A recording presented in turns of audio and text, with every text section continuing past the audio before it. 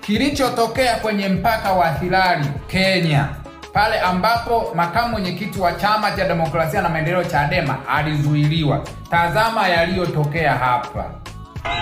Wananchi wamemchukua makamu mwenyekiti, yuko katikati ya wananchi, wameondoka naye moja kwa moja kwa mguu, baada ya polisi kuonekana kwamba wana mpango wa kumuumiza ama kumjeruhi.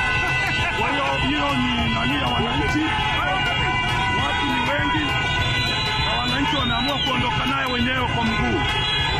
Wananchi wameamua kuondoka na makamu mwenyekiti wa chama aliyekuwa anaenda msibani kwa Raila Odinga na amepora passport na watu wa migration kwa nguvu.